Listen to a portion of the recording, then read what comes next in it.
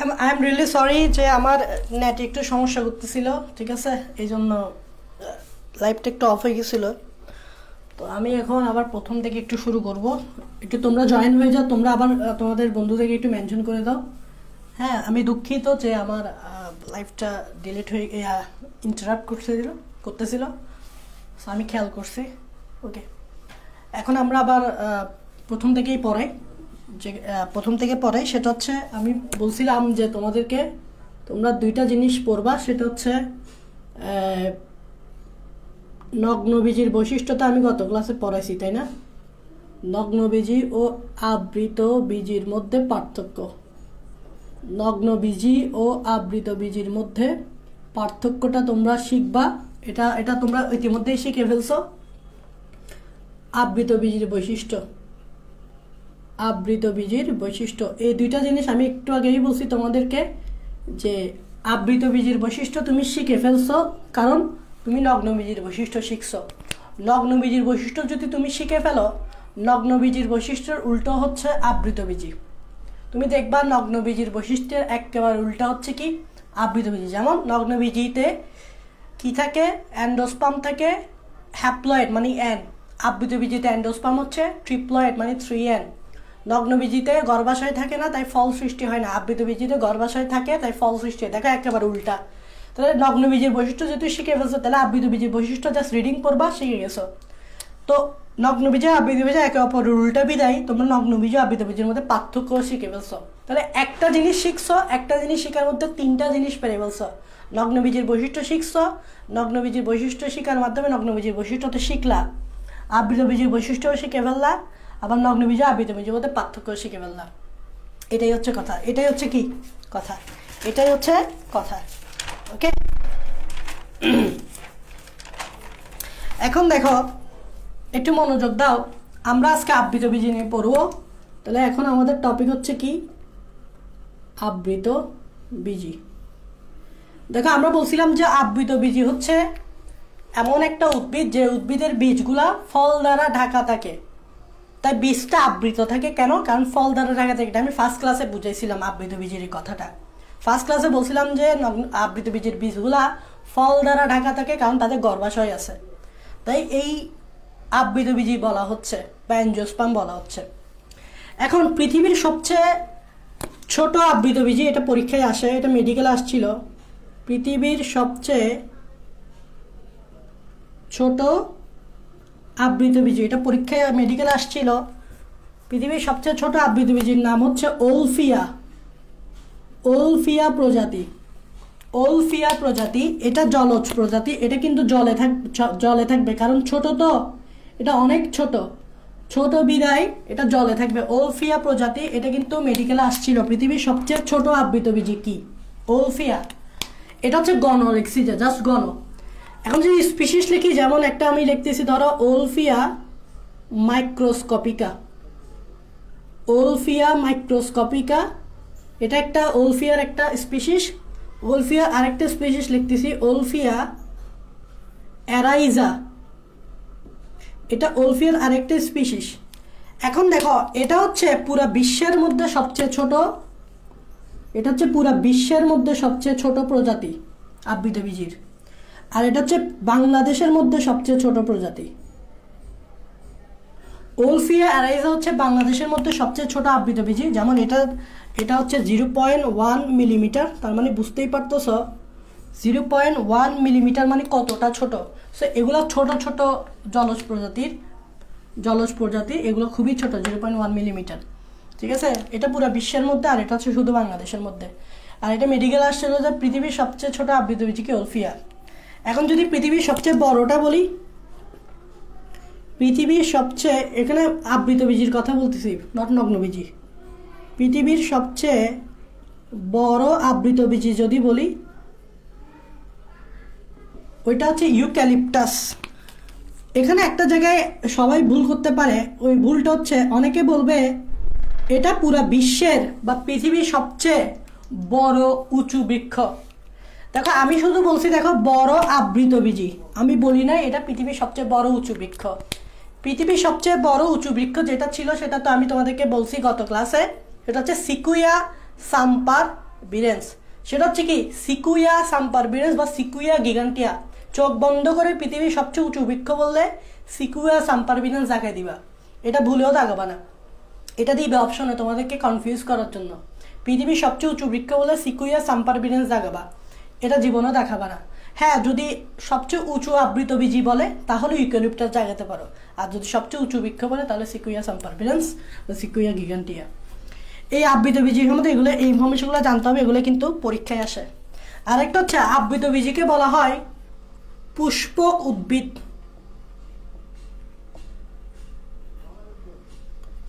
আবৃতবীজিকে পুষ্পক উদ্ভিদ, পুষ্পক উদ্ভিদ মানে হচ্ছে যে সকল উদ্ভিদে ফুল থাকে।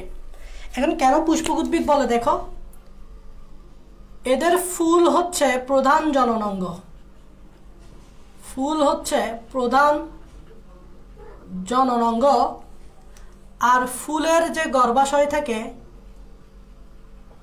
ফুলের গর্ভাশয় ফল তৈরি করে।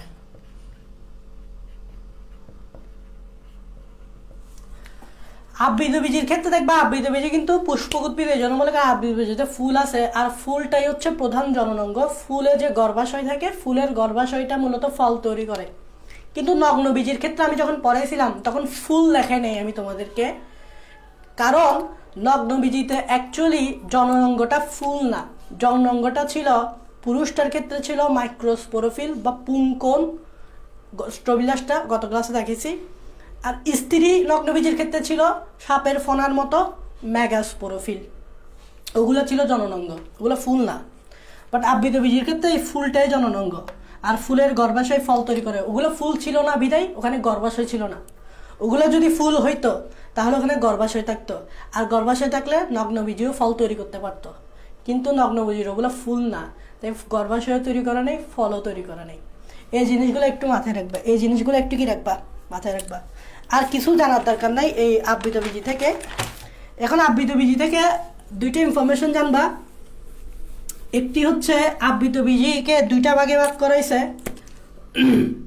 একটি হচ্ছে একবীজপত্রীর আবৃতবীজি, আরেকটি হচ্ছে দ্বিবীজপত্রীর আবৃতবীজি। আবৃতবীজিকে দুই ভাগে ভাগ করাইছে, একবীজপত্রী দ্বিবীজপত্রী মানে তোমরা অনেকেই জানো। একবীজপত্রী মানে হচ্ছে বীজপত্র কয়টা, একটা। দ্বিবীজপত্রী মানে হচ্ছে বীজপত্র কয়টা, দুইটা। দ্বি মানে দুই, এক মানে এক। এখন বীজপত্র অনেকে চিনে না, বীজপত্র মানে বীজের পত্র মানে কি, যেমন একটা এক্সাম্পল দিই, যেমন বাদাম খাও না তোমরা, বাদাম, সো বাদামকে যখন চাপ দিবা তখন দেখবা বাদামটা দুইটা পার্টে বিভক্ত হবে। আবার তুমি শিমের বিচির ক্ষেত্রে এটা অ্যাপ্লাই করতে পারো, শিমের বিচিকে যখন চাপ দিবা তখন দেখবা ওইটাও দুইটা পার্টে বিভক্ত হয়, ওগুলো কিন্তু বীজ।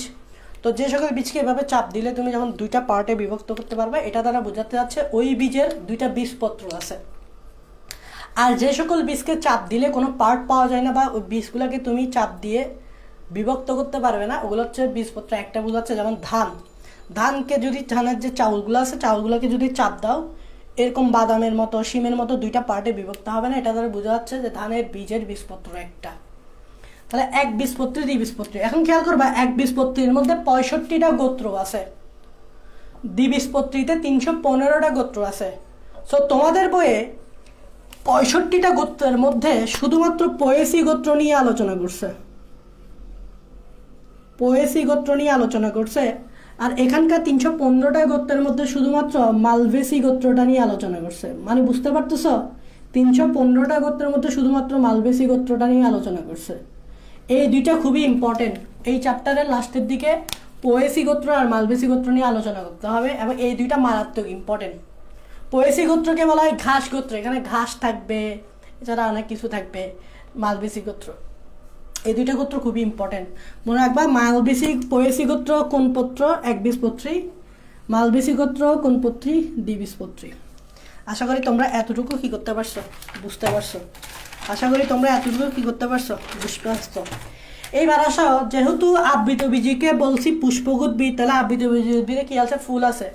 এখন আমরা আবৃতবীজি উদ্ভিদের ফুল নিয়ে আলোচনা করব। ফুল দেখো, আমি যখন ফুল নিয়ে আলোচনা করবো তখন তোমার মনে একটা প্রশ্ন জাগতে পারে এরকম যে ভাইয়া আবৃতবীজির ফুলগুলা কিভাবে থাকে বা ফুলগুলার কিভাবে সাজানো থাকে। তো আমরা এখন একটা টপিক পড়বো, সেটা হচ্ছে ফুলগুলা, একটা আবৃতবীজিতে ফুল যেগুলো থাকে কিভাবে সাজানো থাকে। আমরা ঘর টর সাজাই না, ফুল দিয়ে ঘর বা বিয়ের স্টেজগুলোতে আমরা কি করি, ফুল দিয়ে স্টেজ সাজাই না? তো একটা গাছে ফুলগুলো যে সাজানো থাকে ওটা কিভাবে সাজানো থাকে সেটাই আমরা এখন একটু দেখব। সো চলো আমরা এখন একটা জিনিস দেখি, সেটা হচ্ছে ফুলগুলা কিভাবে সাজানো থাকে। কার? আবৃতবীজির। লগ্নবীজি তো আমরা গত ক্লাসে শেষ করে ফেলছি। ফুল সাজানোটাকে বলা হয় পুষ্প, পুষ্প মানে ফুল, আর সাজানোটাকে বলা হয় মঞ্জুরি। পুষ্প মানে ফুল আর সাজানোটাকে বলা হয় পুষ্পমঞ্জুরি। ইংরেজিতে বলা হয় ইনফ্লোরোসেন্স, ইংরেজিতে বলা হয় ইনফ্লোরোসেন্স। তাহলে পুষ্পমঞ্জুরি মানে হচ্ছে একটা গাছে, একটা আবৃতবীজিতে ফুলগুলো কিভাবে সাজানো থাকবে, সাজানোটাই হচ্ছে। এখন ফুল তো গাছের একটা কাণ্ডের নির্দিষ্ট অংশে সাজানো থাকে, তাই না? কারণ ফুলগুলো তো হাওয়ায় ভাসে না, ফুলগুলো গাছের কাণ্ডের একটা নির্দিষ্ট অংশের সাথে সাজানো থাকে। তাহলে আমি ধরে নিলাম এটা হচ্ছে গাছের নির্দিষ্ট অংশ। এটা অনেকটা কিসের মতো, দ্বন্দ্বের মতো না? এই গাছের নির্দিষ্ট অংশটার নাম আছে, এটার নাম হচ্ছে মঞ্জুরি দ্বন্দ্ব। তার মানে এখানেই ফুলগুলো কি থাকবে, সাজানো থাকবে। তাহলে একটা গাছের যে জায়গায় ফুল সাজানো থাকে এই জায়গাকে কি বলে, মঞ্জুরি দ্বন্দ্ব। তোমরা কমেন্টে বলো মঞ্জুরি দ্বন্দ্বটা কি। একটা গাছের কাণ্ডের যে জায়গায় ফুলগুলো সাজানো থাকে সেটাকে কি বলে, মঞ্জুরি দ্বন্দ্ব। একটু কমেন্টে বলো মঞ্জুরি দ্বন্দ্বটা কি বলো, মঞ্জুরি দ্বন্দ্বটা কি বলো। একটা গাছের কাণ্ডের যে জায়গায় ফুলগুলো সাজানো থাকে সেটাকে বলা হয় মঞ্জুরি দ্বন্দ্ব। এখন দেখো একটা গাছের কাণ্ডের এই যে এটা হচ্ছে শীর্ষ আর এগুলো হচ্ছে কক্ষ। একটা গাছের এই শীর্ষে কি করতে পারে, ফুলগুলো সাজানো থাকতে পারে। যেমন এই জায়গায় ফুল সাজানো থাকতে পারে, এই যে একটা গাছের কাণ্ডের শীর্ষ, এটা হচ্ছে শীর্ষ। দেখো শীর্ষতে ফুল সাজানো থাকতে পারে। অথবা এখান থেকে কতগুলো অংশ বাইর হইতে পারে, এখান থেকে কতগুলো অংশ বাইর হয়ে ফুল সাজানো থাকতে পারে। যেমন দেখো এখান থেকে একটা অংশ বাইরেছে, এখানে আমরা খুব সুন্দর সুন্দর ফুল সাজাই দিচ্ছি। এই যে এগুলো হচ্ছে ফুল, এখান থেকে এভাবে ফুল সাজাই দিচ্ছি। হ্যাঁ, এখানে এভাবে সুন্দর সুন্দর ফুল সাজাই দিচ্ছি। এখান থেকে সাজাতে পারি, অথবা শীর্ষের দিকেও কিন্তু সাজাইতে পারি। শীর্ষের দিকে সাজানোটাকে, এই যে শীর্ষ, তাই এই অংশটাকে বলা হয় কাণ্ডের শীর্ষ মুকুল। এটাকে বলা হয় কি, কাণ্ডের শীর্ষ, শীর্ষে থাকে বিদায় এটাকে বলা হয় শীর্ষ মুকুল। আর এখান থেকে যেগুলা বাইর হয় এগুলাকে কি বলা হয়, এই যে এগুলাকে বলা হয় কাক্ষিক মুকুল। এগুলোকে বলা হয় কি, কাক্ষিক মুকুল। তাহলে দেখবা তোমাদের বইয়ে কিন্তু একটা ডেফিনেশন আছে পুষ্পমঞ্জরি, সেটা হচ্ছে কাণ্ডের শীর্ষ মুকুল, কাণ্ডের শীর্ষ মুকুল এবং কাক্ষিক মুকুল থেকে উৎপন্ন শাখা বা শাখাতন্ত্রের উপর উৎপন্ন শাখা। দেখো উৎপন্ন শাখা, এই যে শাখা, এই যে শাখা, এই যে শাখা, এই যে শাখা, শাখা উৎপন্ন শাখা বা শাখাতন্ত্রের উপর পুষ্পের যে বিন্যাস, এই পুষ্পের বিন্যাসটাকে বা সাজানোটাকেই বলা হয় পুষ্পমঞ্জরি। সহজ ভাষায় পুষ্পমঞ্জরি মানে কি, মঞ্জুরি দ্বন্দ্বে পুষ্পের যে বিন্যাস বা সাজানো, এটাকে বলে পুষ্পমঞ্জরি। এখন পুষ্পমঞ্জরি কিন্তু দুই ধরনের, খুবই ইম্পর্টেন্ট। পুষ্পমঞ্জরি দুই ধরনের, একটি হচ্ছে রেসিমোস, ইংরেজিতে বলে রেসিমোস বা অনিয়ত বর্ধনশীল পুষ্পবিন্যাস। একটা হচ্ছে রেসিমোস বা অনিয়ত বর্ধনশীল পুষ্পবিন্যাস, আরেকটা হচ্ছে সাইমোস বা নিয়ত বর্ধনশীল পুষ্পবিন্যাস। তাহলে আমাকে একটু কমেন্টে জানাও যে পুষ্পমঞ্জরি কয় ধরনের, রেসিমোস বা অনিয়ত বর্ধনশীল পুষ্পবিন্যাস, এটা হচ্ছে কি সাইমোস বা নিয়ত বর্ধনশীল পুষ্পবিন্যাস। রেসিমোস বা অনিয়ত বর্ধনশীল এটা মানে কি, সাইমোস বা নিয়ত বর্ধনশীল এটা মানে কি। রেসিমোস শব্দটাকে যদি আমি তোমাকে একটু ভেঙে বলি, যে রেসিমোস শব্দটা অনেকটা আমি এভাবে বলতে পারি যে রেসের সাথে কম্পেয়ার করতে পারি। রেসিমোস মানে রেস মানে কি, দৌড়াদৌড়ি করা। তো অ্যাকচুয়ালি দেখবা যে কিছু গাছের কাণ্ড আছে, কিছু গাছের কাণ্ডে দেখবা ফুলগুলা কিভাবে সাজানো থাকে।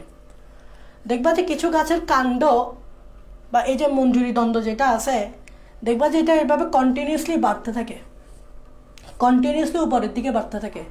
এবং কন্টিনিউয়াসলি বাড়তে থাকে এই জন্যই যাতে নতুন নতুন ফুল এসে যুক্ত হতে পারে। ধরো না আমি দেখাচ্ছি, এটা হচ্ছে এই যে মঞ্জুরি দ্বন্দ্বটা প্রথমে এতটুকু ছিল, এই যে মঞ্জুরি দ্বন্দ্বটা এতটুকু ছিল, ঠিক আছে, এই যে মঞ্জুরি দ্বন্দ্বটা এটা প্রথমে এতটুকু ছিল। এতটুকু থাকলে এখানে কি আসবে, নতুন নতুন ফুল আসবে। যেমন দেখো এখানে কিছু ফুল আসছে, এখানে ফুল আছে, এখানে ফুল আছে। এখন তুমি কিছুদিন পর আসলা, কিছুদিন পর এসে দেখলা এটা এতটুকু ছিল না, এটা এভাবে আরও বেড়ে গেছে। এখন যত এটা বাড়তে থাকবে তত নতুন নতুন ফুল আসবে। এ দেখো আরও দুইটা নতুন নতুন ফুল আসছে। নতুন নতুন ফুল তো তাই ছোট দিচ্ছি, দেখো এটা হচ্ছে নতুন নতুন ফুল তাই ছোট দিচ্ছি। দেখো নতুন নতুন ফুল আসছে, নতুন নতুন ফুল আসছে। কিছুদিন গেছে, তুমি আবার আসছো, আবার এসে দেখছো এটা আবার বেড়ে গেছে, আবার বেড়ে গেছে। কেন বাড়ছে? কারণ আবার নতুন নতুন ফুল আনার জন্য। তাহলে এখানে যে নতুন নতুন ফুলগুলো আসবে এগুলো ছোট, আরও ছোট হবে। তাহলে এই যে মঞ্জুরি দ্বন্দ্বটা এটা কিন্তু বাড়তেছে বিধায় কি বলতেছে, বর্ধনশীল। এখন বলো এই বাড়াটা কিন্তু কন্টিনিউয়াসলি বাড়তেছে। হয়তো একসময় বৃদ্ধিটা বন্ধ হয়ে যাবে, বাট আপাত দৃষ্টিতে তুমি কয়েকদিন পরে এসে দেখছো এটা বাড়তেই আছে, মনে হচ্ছে এটা বাড়তেই আছে। তার মানে এটা তো নিয়ম মেনে বাড়তেছে না, এটা খালি দৌড়াদৌড়ি করতেছে। দৌড়াদৌড়ি মানে কি, রেস মানে রেসিমস, মানে দৌড়াদৌড়ি করতেছে, মনে হচ্ছে এটা দুধ দিচ্ছে। এখন যেহেতু নিয়ম মেনে এটা বাড়তেছে না, কন্টিনিউয়াসলি খালি বাড়তেই আছে, তাই এটাকে বলা হয় অনিয়ত। অনিয়ত আমরা তখনই বলি যখন আমরা নিয়ত জানি না। নিয়ত মানে হচ্ছে এটা শেষ কখন হবে বা শেষটা জানি না, যে এটা কখন বৃদ্ধিটা বন্ধ হয়ে যাবে, এটা অনিয়ত। মানে এটা আমরা জানি না এই বৃদ্ধিটা কখন বন্ধ হবে, এটা অনিয়ত। কারণ এই যে গোড়াটা খালিভাবে বাড়তেই থাকে, এরকম ঘটনা দেখবা। এবার আসে সাইমস বা নিয়ত মানে কি, এটার উল্টা মানে হচ্ছে বর্ধনশীল মানে বাড়বে। তাহলে এই যে মঞ্জুরি দ্বন্দ্ব যেটা, এটা এভাবে বাড়বে, ঠিক আছে। এই যে এটা আসলো, এটা এতটুকু আসলো, তো তুমি দেখলে এখানে ফুল আসলো, এই যে এখানে ফুল আসলো। এখন কিছুদিন পর দেখো আরেকটু বাড়তে দেখছো, ঠিক আছে, আরেকটু বাড়লো, ফুল আসলো, বাড়লো, মঞ্জুরি দ্বন্দ্বটা বাড়লো, ফুল আসলো। এখন কিছুদিন পর দেখলা যে এই যে মঞ্জুরি দ্বন্দ্বের শীর্ষ আছে, শীর্ষতে একটা ফুল উঠছে। এই মাঝখানের এই জিনিসটাকে আমরা কি বলি, কালো, এটা হচ্ছে মঞ্জুরি দ্বন্দ্ব। কিছুদিন পর দেখলে এই মঞ্জুরি দ্বন্দ্বের উপরের দিকে একটা ফুল উঠছে। তাহলে মঞ্জুরি দ্বন্দ্বের শীর্ষে যখন এরকম একটা ফুল উঠে যায় তখন আর এই মঞ্জুরি দ্বন্দ্বটা বাড়বে না, কারণ শীর্ষে একটা ফুল উঠে গেছে। শীর্ষে যখন ফুল উঠে যাবে তখন মঞ্জুরি দ্বন্দ্বটা আর বাড়বে না। তাহলে এটা বাড়ছে ঠিকই, প্রথমের দিকে বাড়ছে, তাই এটাকে কি বলে, বর্ধনশীল। কিন্তু এটা নিয়ম মেনে বাড়ছে, মানে একটা পর্যায়ে আমরা বুঝতে পারতেছি যে এটা আর বাড়বে না, তাহলে এটা নিয়ত বর্ধনশীল বা সাইমস। এটা হচ্ছে পার্থক্য অনিয়ত বর্ধনশীল আর নিয়ত বর্ধনশীলের মধ্যে। তোমরা একটু কমেন্টে জানাও অনিয়ত বর্ধনশীল আর নিয়ত বর্ধনশীল বুঝছো কিনা। এখন দেখো এই অনিয়ত বর্ধনশীল 4 প্রকার, খুবই ইম্পর্টেন্ট এগুলা। অনিয়ত বর্ধনশীল 4 প্রকার। 4 প্রকারের নাম তোমাকে জানতে হবে। 4 প্রকার হচ্ছে, এক প্রকার হচ্ছে রেসিম, এক প্রকার হচ্ছে কি, এক প্রকার হচ্ছে রেসিম, আরেক প্রকার হচ্ছে স্পাইক, আরেক প্রকার হচ্ছে স্পাইকলেট, আরেক প্রকার হচ্ছে spikelet, and the last one is capitulum, capitulum বা শিরোমঞ্জরি, ক্যাপিচুলাম বা শিরোমঞ্জরি, ঠিক আছে। সাইমস শুধু এক প্রকারই, বাট রেসিমস 4 প্রকার, রেসিম, স্পাইকলেট, ক্যাপিচুলাম, এগুলো কিন্তু ইম্পর্টেন্ট। সাইমসের একটা এক্সাম্পল তোমাদেরকে বলতে পারি। সাইমসের এক্সাম্পল হচ্ছে জবা। এর ধরনের পুষ্পবিন্যাস তুমি জবা ফুলে পাবা।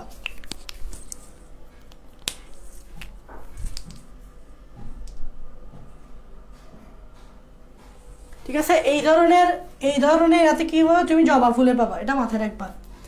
এখন আসে আমরা এই 4 প্রকারটা পড়বো। দেখো আমরা এই 4 প্রকারটা একটু পড়বো, মনোযোগ দাও। এই 4 প্রকার কিন্তু সৃজনশীলের জন্য গুরুত্বপূর্ণ। আমি শুরুতে যেগুলো পড়াবো এগুলো সৃজনশীলের জন্য গুরুত্বপূর্ণ, এমসিকিউর জন্য গুরুত্বপূর্ণ। ঠিক আছে, আগে এই জন্য এগুলো পরে দিচ্ছি।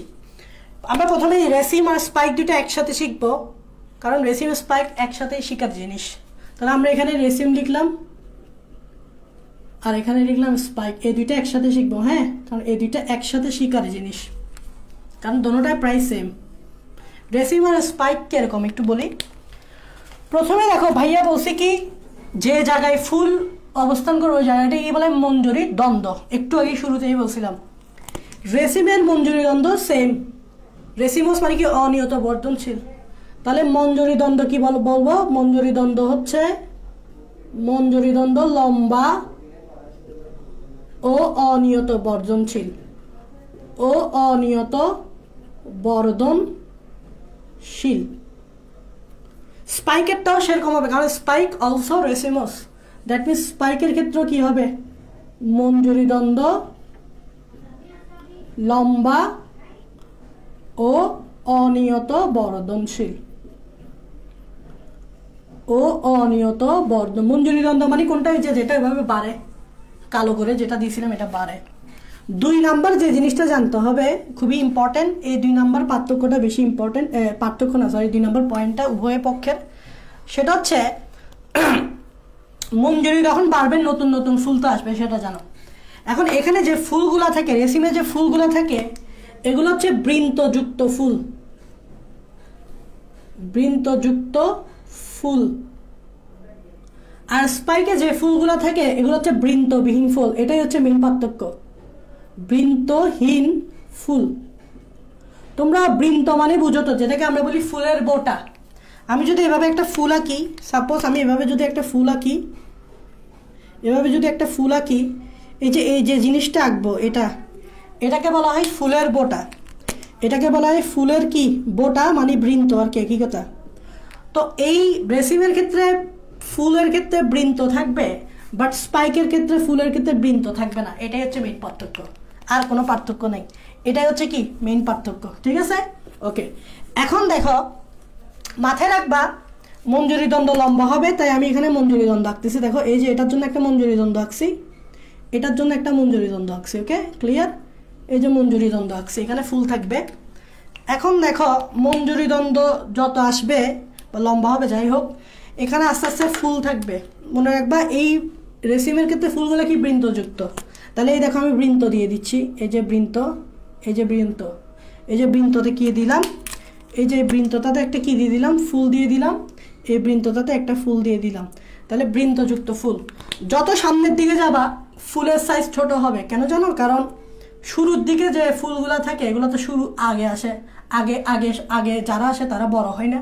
যেমন আমি তোমাদের চেয়ে বড়, কেন, কারণ আমি তোমাদের পৃথিবীতে আগে আসছি, আমি তোমাদের আগে আসছি, তাই আমি তোমাদের চেয়ে বড়। তো আগে যে ফুলগুলো আসবে এগুলো বড় হবে সাইজে, পরে যে ফুলগুলো থাকবে সেগুলো সাইজে ছোট হবে। তো যত পরে দিবা তত সাইজে ছোট দিবা আর কি, যত পরে দিবা তত সাইজে একটু ছোট করে দিবা, তত সাইজে ছোট করে দিবে। এটা তো সহজ জিনিস। কেন সাইজে ছোট হবে, যে আগে আসছে সে তো একটু বড় হবেই। এগুলো হচ্ছে বৃন্ত, লাল করে যেগুলো দিচ্ছে এগুলো হচ্ছে কি বৃন্ত, কারণ এখানে থাকবে বৃন্তযুক্ত, আর দিব না বৃন্তযুক্ত ফুল। আর এখানে তুমি বৃন্ত দিবা না, সরাসরি মঞ্জুরি দ্বন্দ্বেই ফুলগুলা লাগানো থাকবে। এদের সরাসরি মঞ্জুরি দ্বন্দ্বে ফুলগুলা লাগানো থাকবে, কোনো বৃন্ত নেই। দেখছ, কোনো বৃন্ত নাই। পরের ফুলগুলো একটু ছোট দিতে হবে, পরের ফুলগুলো ছোট, আরো ছোট, এর পরেরগুলো আরো ছোট। তাহলে এখানে দেখো বৃন্তবিহীন ফুল, এখানে হচ্ছে বৃন্তযুক্ত ফুল। এটাই হচ্ছে রেসিম, এটা হচ্ছে স্পাইক। রেসিমের এক্সাম্পল তোমাকে মনে রাখতে হবে। রেসিমের এক্সাম্পল হচ্ছে সরিষা ফুল। সরিষা ফুল হচ্ছে রেসিমের এক্সাম্পল। আর এটা তোমরা সবাই চিনো। স্পাইকের এক্সাম্পল সবাই চিনো।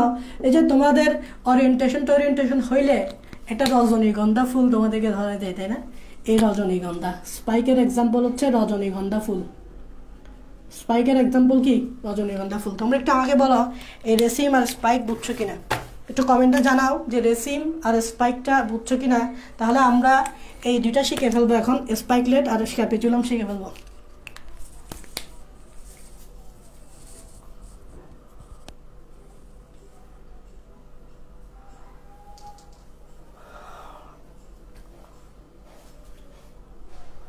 তোমরা এতটুকু বুঝছো কিনা আমাকে একটু কমেন্টে জানাও। বুঝছি ভাই, আর বলতেছো বুঝছি। ওকে, ওকে, বুঝলে তো ভালো, তোমরা বুঝতে পারতেছো, ভালো যেতেছে।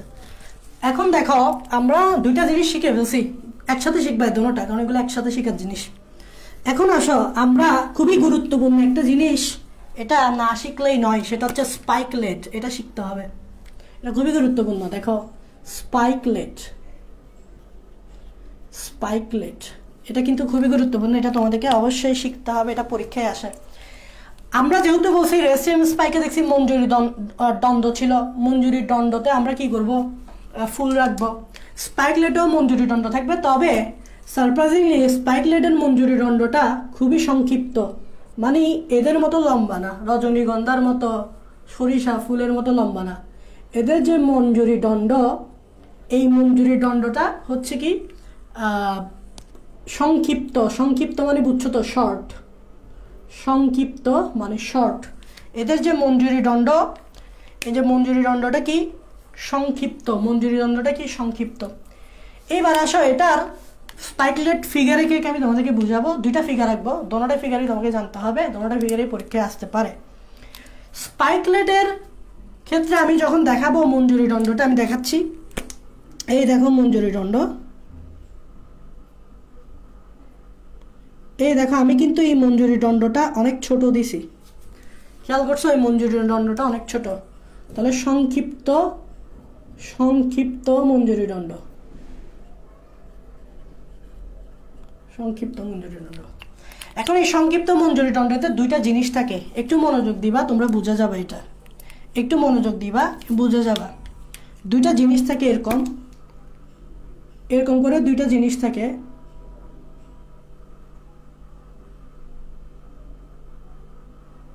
এরকম করে দুইটা জিনিস থাকে, এটা হচ্ছে পাতার মতো দেখতে দুইটা জিনিস, দুইটা। এগুলাকে কি বলে জানো, এগুলাকে বলা হয় গ্লুম। একটু মনোযোগ দাও, একটু মনোযোগ দাও, বুঝে যাবা।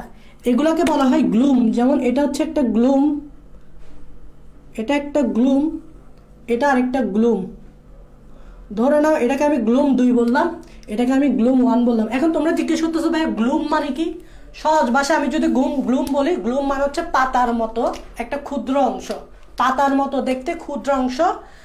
আর একটু যদি এক্সাম্পল দিই, অনেক সময় দেখবা নারিকেল, নারিকেল আমরা যখন ছিলি তখন নারিকেলের যে জিনিসটা আমরা কোদাল কি দিয়ে, এটা কোদাল বলতে সরি, দা দিয়ে আমরা যেটা নারিকেলের যে অংশটা, এটা হচ্ছে ছাল। সহজ বলতে গ্লুম মানে ছালকেও বোঝায়, তো ছাল কিন্তু অনেকটা পাতার মতোই দেখতে।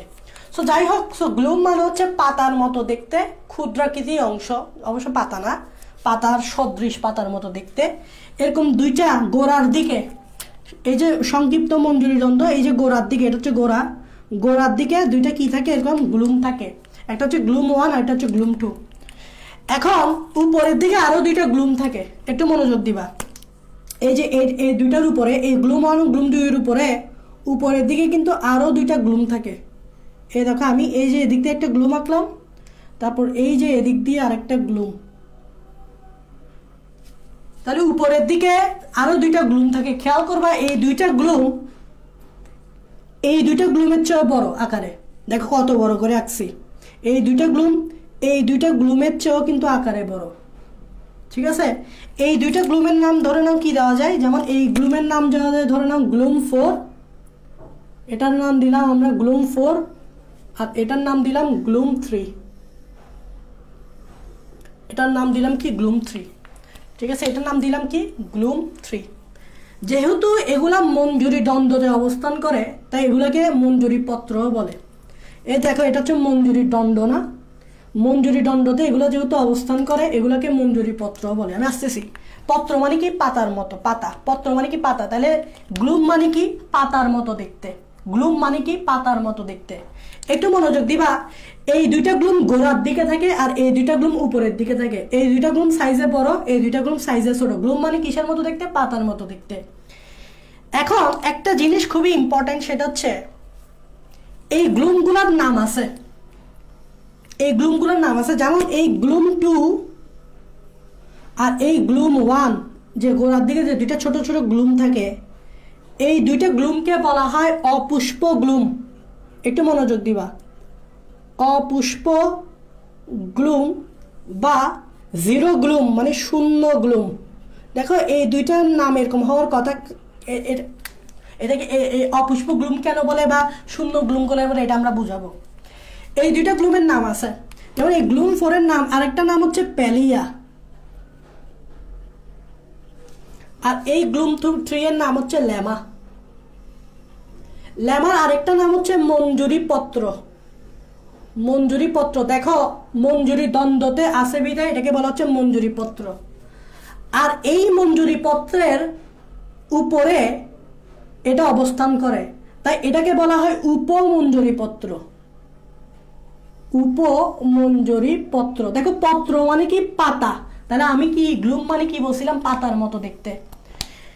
ল্যামা বা গ্লুম 3 এর উপরে এই গ্লুম 4 থাকে বিদায় বা প্যালিয়া থাকে বিদায় এখানে এটাতেই অবস্থান করে বিদায় এই গ্লুম 3 বা মঞ্জুরি পত্রতে এর অবস্থান বিদায় এটাকে বলে উপমঞ্জুরি পত্র। যেমন গ্রহ হচ্ছে পৃথিবী, উপগ্রহ হচ্ছে চাঁদ, ঠিক সেমভাবে মঞ্জুরি পত্র উপমঞ্জুরি পত্র। এখন এই যে ল্যামা, এই ল্যামাকে একটা নাম দেওয়া হয়েছে, এই ল্যামাকে বলতেছে পুষ্প গ্লুম। একটু মনোযোগ দিবা, এই ল্যামাকে কি বলা হয়, পুষ্প গ্লুম। এই ল্যামাকে কি বলা হয়, পুষ্প গ্লুম। তাহলে দেখো গ্লুম 1 আর গ্লুম 2 গোড়ার দিকে যে ছোট দুইটা গ্লুম আছে এগুলোকে বলা হয় অপুষ্প গ্লুম বা শূন্য গ্লুম, আর এই ল্যামাকে বলা হয় পুষ্প গ্লুম। এবার আসো কেন, কারণ হচ্ছে পুষ্প গ্লুম বলার কারণ হচ্ছে আমরা বলছি না কি অবস্থান করে, এই স্পাইকলেটগুলো কি বা এই রেসিন সাইগুলো কি ফুল অবস্থান করে।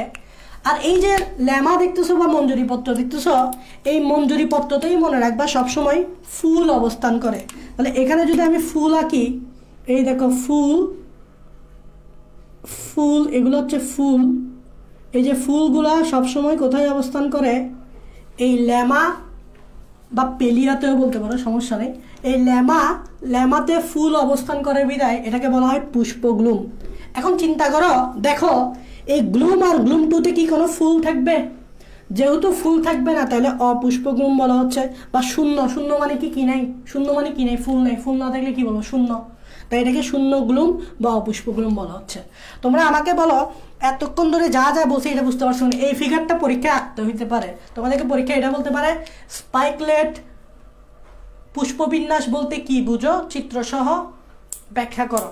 তাহলে এটা পরীক্ষায় আসলে এভাবে চিত্রসহ ব্যাখ্যা করতে পারবা যে স্পাইকলেট পুষ্পবিন্যাস কাকে বলতে কি বুঝো, এটা চিত্রসহ ব্যাখ্যা করো। তাহলে বলো তো, এখান থেকে চিত্র এঁকে বলতে পারবে না।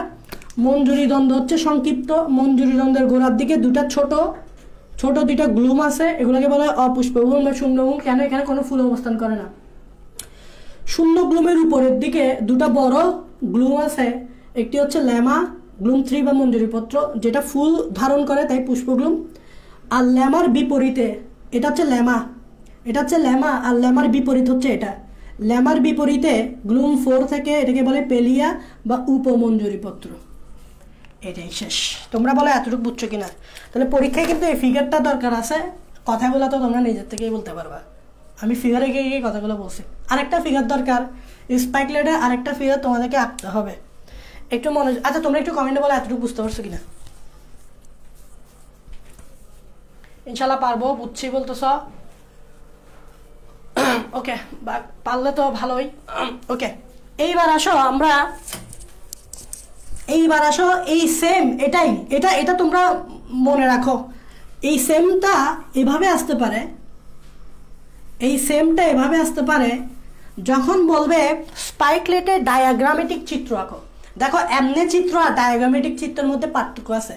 ডায়াগ্রামেটিক চিত্রটা কিরকম দেখো, সেটা হচ্ছে এটা হচ্ছে মঞ্জুরি দ্বন্দ্ব, এটা হচ্ছে সংক্ষিপ্ত মঞ্জুরি দ্বন্দ্ব।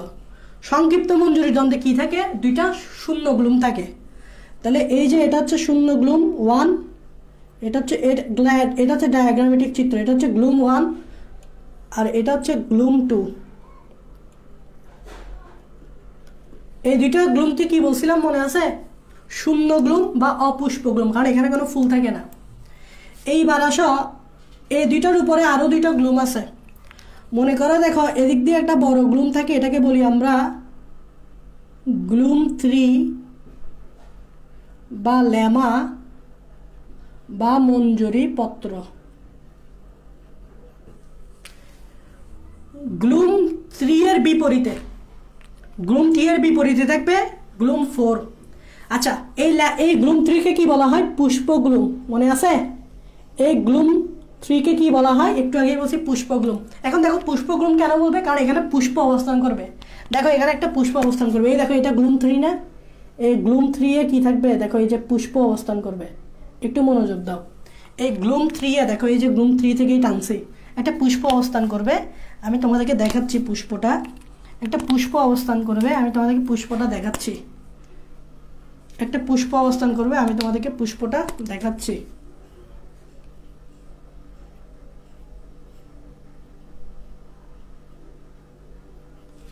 এরকম একটা পুষ্প অবস্থান করবে।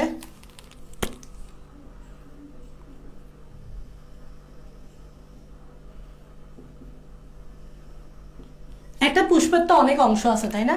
যেমন দুইটা কমন অংশ হচ্ছে, মেইন ইম্পর্টেন্ট অংশ হচ্ছে পুংস্তবক, স্ত্রীস্তবক।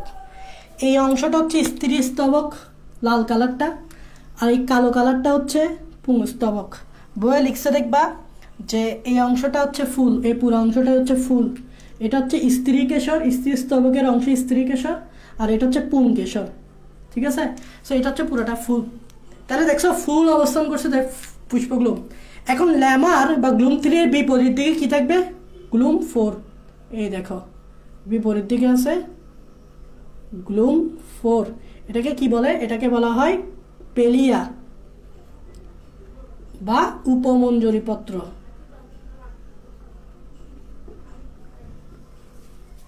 এগুলো হচ্ছে ডায়াগ্রামেটিক চিত্র। এখন খেয়াল করবা, এই যে ফুলটা দেখতে পাচ্ছ, এটা হচ্ছে স্ত্রীকেশর, লাল কালারটা স্ত্রীকেশর, এটা হচ্ছে পুংকেশর। এই স্ত্রীকেশরে একটু পরে এদিকে এরকম দুইটা অংশ থাকে, এই পাশে একটা, এই পাশে আরেকটা, দুইটা অংশ। খেয়াল করবে একটু, এই পাশে একটা, এই পাশে একটা, দুইটা থাকে। এই অংশটার একটা নাম আছে, এটাকে বলা হয় লোডিকিউল। এটাকে বলা হয় লোডিকিউল। এটাকে বলা হয় লোডিকিউল। এখন তোমরা অনেকে জিজ্ঞেস করবে, ভাইয়া লোডিকিউলটা কি? এই ফুলের একটু আগে লোডিকিউলটার আরেকটা নাম তোমরা একটু জেনে রাখো। লোডিকিউলের আরেকটা নাম হচ্ছে পুষ্পপুট। লোডিকিউলের আরেক নাম হচ্ছে পুষ্পপুট। আমি সহজ ভাষায় তোমাদেরকে বলি লোডিকিউল বা পুষ্পপুট মানে কি। লোডিকিউল বা পুষ্পপুট মানে হচ্ছে, তোমরা জানো ফুলের 4টা স্তবকের মধ্যে 2টা স্তবক হচ্ছে বৃতি আর দল। একটা স্তবক হচ্ছে বৃতি, আরেকটা হচ্ছে কি? দল। বৃতি ও দল যখন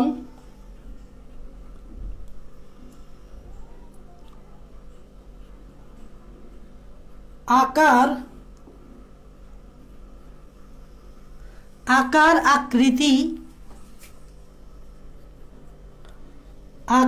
আকৃতিতে ও বর্ণে সেম হয়, তখন এদেরকে আলাদা করে চিনা যায়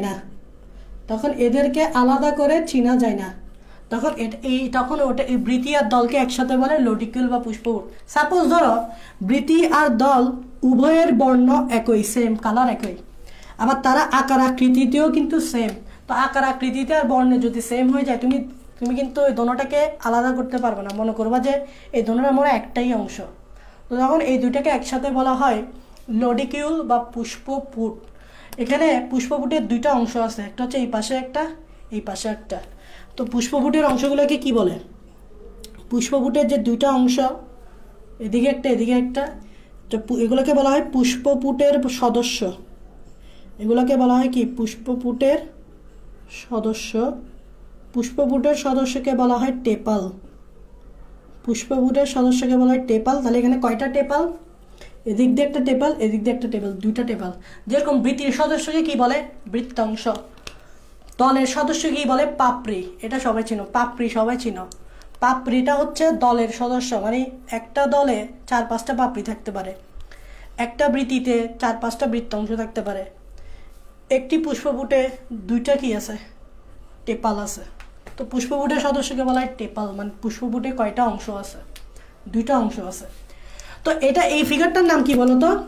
এটা হচ্ছে ডায়াগ্রামেটিক চিত্র। যদি তোমাকে পরীক্ষার হলে বলে যে ডায়াগ্রামেটিক চিত্র আঁকো স্পাইকলেটের, তাহলে তোমরা এটা এঁকে দিবা। বলো তোমরা পারবা কিনা, এই ডায়াগ্রামেটিক চিত্রটা আঁকতে পারবা কিনা? একটু কমেন্টে জানাও এই ডায়াগ্রামেটিক চিত্রটা আঁকতে পারবে কিনা। দুইটা চিত্র দেখেছি, একটা হচ্ছে নর্মাল চিত্র আর একটা হচ্ছে ডায়াগ্রামেটিক চিত্র। এই ডায়াগ্রামেটিক চিত্রটা আঁকতে পারবে কিনা আর বুঝছো কিনা?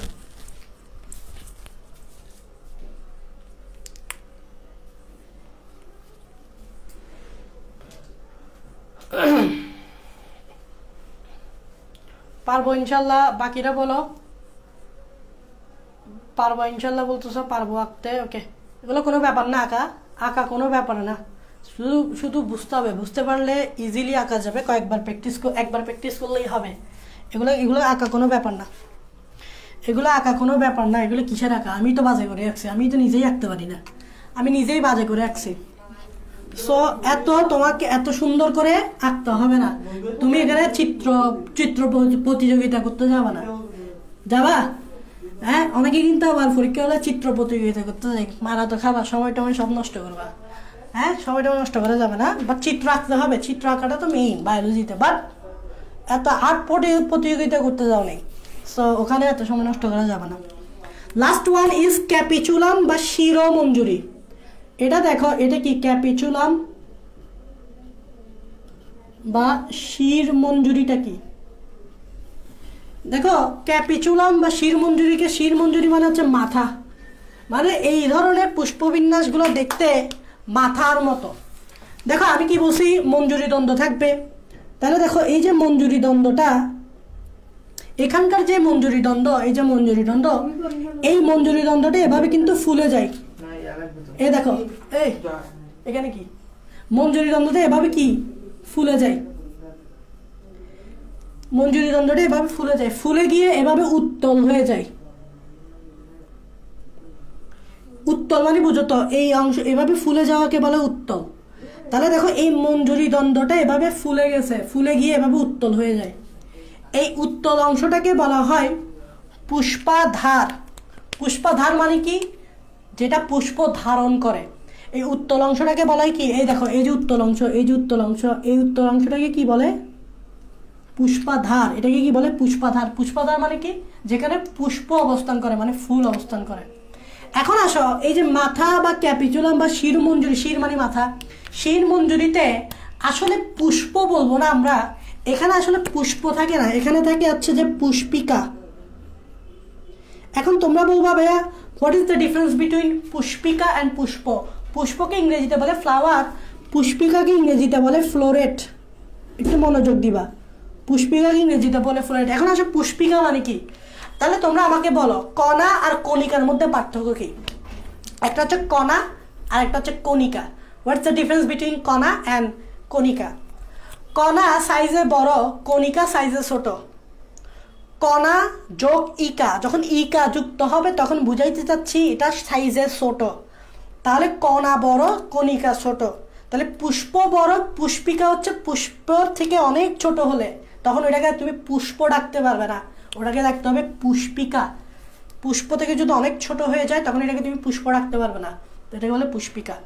সো এই যে এখানে এই যে উত্তল পুষ্পাধার, এখানে কিন্তু দুই ধরনের পুষ্পিকা থাকবে, দুই ধরনের ফ্লোরেট থাকবে, দুই ধরনের পুষ্পিকা থাকবে।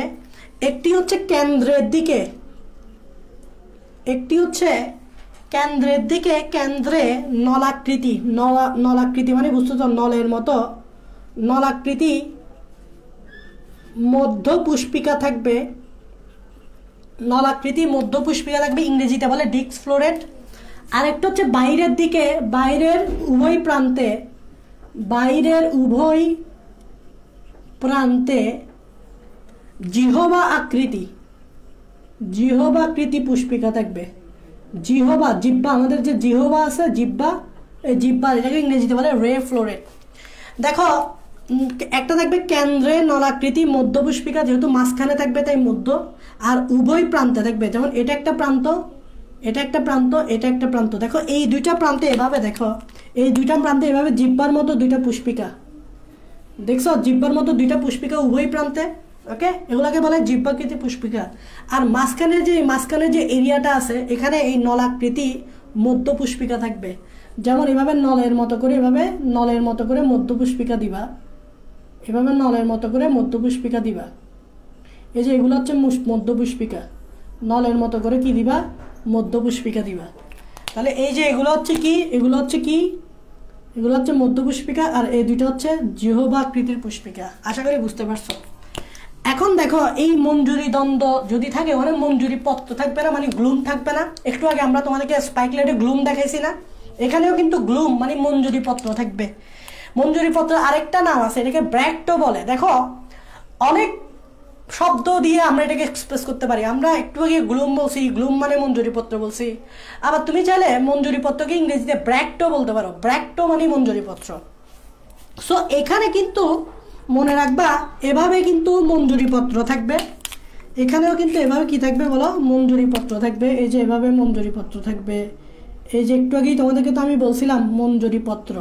দেখো মঞ্জুরি পত্রকে তুমি গ্লুমও রাখতে পারো বা ব্র্যাক্টও ডাকতে পারো। এই ক্ষেত্রে এখানে ব্র্যাক ডাকবা, ব্র্যাক মানেই হচ্ছে মঞ্জুরি পত্র। তো অনেক সময় দেখবা মঞ্জুরি পত্রগুলো এভাবে সার্কেল আকারে থাকে, কারণ এটা হচ্ছে গোল, মাথার মতো গোল, এটা দেখতেই মাথা লাগতেছে, তাই এখানে মাথা বা শির, শির মানে মাথা বোঝাচ্ছে। তো এটা মাথা যেরকম গোল, তো এই মঞ্জুরি পত্র বা ব্র্যাকগুলো এভাবে গোল করে করে থাকে। অনেকগুলো মঞ্জুরি পত্র এভাবে গোল করে করে থাকে। যেমন ধরো এভাবে গোল করে থাকলে আমি এদিক দিয়েও থাকবে, এদিক দিয়েও থাকবে, এভাবে গোল করে যাবে। এটা তো গোল অংশ, এভাবে গোল করে থাকবে। তো গোল করে থাকলে একটা আবরণ তৈরি করবে না? অনেকগুলো মঞ্জুরি পত্র যদি এভাবে গোল করে থাকে তাহলে একটা আবরণ তৈরি করে ফেলবে না? তো ওই আবরণটাকে তুমি কি বলবা? মঞ্জুরি পত্র আবরণ। ওই আবরণটাকে তুমি কি বলবা? মঞ্জুরি পত্র আবরণ। এটাই হচ্ছে ক্যাপিচুলাম, এটাই হচ্ছে ক্যাপিচুলাম বা শিরোমঞ্জুরি। এটার এক্সাম্পল তোমরা দেখছো এটার এক্সাম্পল দেখি বলো তো। এরকম দেখতে, মাথার মতো দেখতে দুইটা ফুলের নাম তোমরা কি জানো? এরকম মাথার মতো দেখতে দুইটা ফুলের নাম দেখছো নি? দেখছো তো। এক্সাম্পল হচ্ছে, একটি হচ্ছে গাঁদা ফুল, যেটা আমরা ইউজ করি বিভিন্ন বিয়ে বাড়ি গাইলুদে, গাঁদা ফুল মাথার মতো দেখতে। আরেকটা হচ্ছে মাথার মতো দেখতে, সেটা হচ্ছে সূর্যমুখী। এই দুইটা ফুল দেখতে কিন্তু মাথার মতো, সূর্যমুখী আর একটা হচ্ছে গাঁদা ফুল। ওকে, আচ্ছা তোমাদেরকে আমি স্পাইকলেটের এক্সাম্পল বলি নাই না, এটা কিন্তু খুবই গুরুত্বপূর্ণ। স্পাইকলেট একটু আগে যেটা দেখেছি, এটার এক্সাম্পলটা আমি বলতে ভুলে গেছি, এটা লিখে ফেলো, খুবই গুরুত্বপূর্ণ। এটার এক্সাম্পল হচ্ছে ধান। ধান, স্পাইকলেটের এক্সাম্পল হচ্ছে ধান। ধান যে গোত্রতে থাকে এটা হচ্ছে একবীজপত্রী গোত্র। ধান যে গোত্র থাকে এটাকে বলা হয় পোয়েসি গোত্র। একটু আগে আমরা পোয়েসি গোত্র লিখে দিছিলাম তোমাদেরকে। পোয়েসি গোত্রতে ধান থাকে, এটা খুবই গুরুত্বপূর্ণ। স্পাইকলেটের এক্সাম্পল হচ্ছে ধান। ধান যেটা আমি একটু আগে দেখাইছি, ধান হচ্ছে পোয়েসি গোত্রের আন্ডারে থাকে। পোয়েসি গোত্রতে স্পাইকলেট পুষ্পবিন্যাস থাকে, আর মাথা বা ক্যাপিচুলাম হচ্ছে শিরোমঞ্জুরি। ওকে, তাহলে আমাদের কিন্তু পুষ্পমঞ্জুরি শেষ। আমাদের পুষ্পমঞ্জুরি শেষ, আমরা ফুলের বিন্যাসটা শিখে ফেলছি। তোমরা আমাকে বলো এটা বুঝছো কিনা, এই পুষ্পমঞ্জুরিটা তোমরা বুঝতে পারছো কিনা? একটু কমেন্টে জানাও, একটু কমেন্টে জানাও যে এতটুকু পর্যন্ত বুঝতে পারছো কিনা।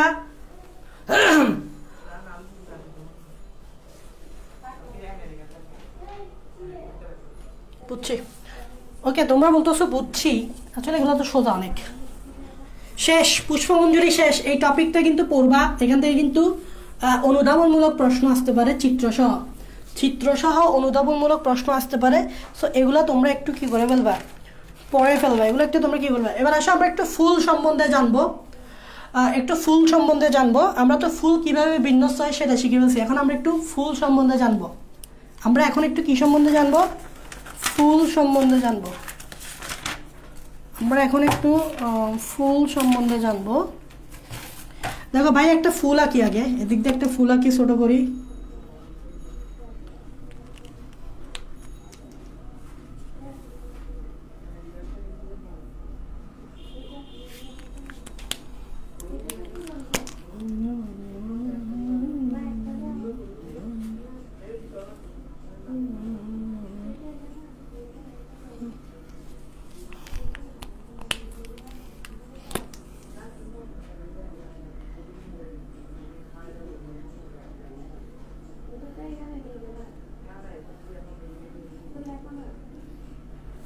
আমরা একটা ফুল আঁকতেছি, দেখো